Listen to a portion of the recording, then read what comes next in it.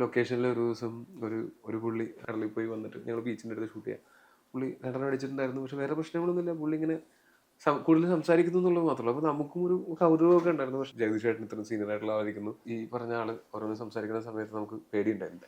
എന്താണ് ഒഫൻഡഡ് ആവുമോ? അപ്പൊ എൻ്റെ അടുത്ത് ചോദിച്ചു വേറെ ആരൊക്കെ ഉണ്ട്? ജഗദീഷ് ചേട്ടനുണ്ട്. അപ്പൊ ജഗദീഷ് ചേട്ടൻ ഇപ്പുറത്തിരിക്കുകയാണ്. പുള്ളി കണ്ടിട്ടില്ല. വേറെ മേക്കപ്പും ഒക്കെ ആയതുകൊണ്ട് മനസ്സിലായിട്ടില്ല. ജഗദീഷ് ചേട്ടനുണ്ട്. ഏത് നമ്മള് സിദ്ദിഖ് മുകേഷ് ജഗദീഷ് ആ ജഗദീഷാണോ? അതെ അതെ ജഗദീഷ്. ആ പുള്ളി എപ്പോ വരും? പുള്ളിയല്ലേ ഇരിക്കണേ. നോക്കിയിട്ട് എന്തോ ടെൻഷൻ ആണോന്ന്. അതായത് പുള്ളിയുടെ മുടിയൊക്കെ നരപ്പിച്ച് പല്ലിലൊക്കെ കറയൊക്കെ ആയിട്ട് മേക്കപ്പിൽ പുള്ളിനെ വേറെ ജഗദീഷ് ചേട്ടൻ ഒഫൻഡഡ് ആവുമോ, അത് പുള്ളിക്ക് ഇൻസൾട്ടിങ് ആയിട്ട് ഫീൽ ചെയ്യുമെന്നുള്ളത് നമുക്ക് വിടുന്നത്. ജഗദീഷ് ചേട്ടൻ വളരെ കൂളായിട്ട് അയാളെ ഡീൽ ചെയ്തു. അയാൾ ചോദിച്ച ചോദ്യങ്ങൾക്ക് എല്ലാം ഉത്തരം പറഞ്ഞു. അയാൾക്കൊരു പാട്ട് വരെ പാടിക്കൊടുത്തു, ഏകാന്ത ചന്ദ്രിക. അതായത് അങ്ങനെയൊക്കെ ചെയ്യുക എന്ന് പറയുന്നത് ആദരണീയമാണ്. നമുക്ക് ഭയങ്കര അഡ്മിറേഷൻ തോന്നി എനിക്ക് അത് കണ്ടപ്പോൾ. പിന്നെ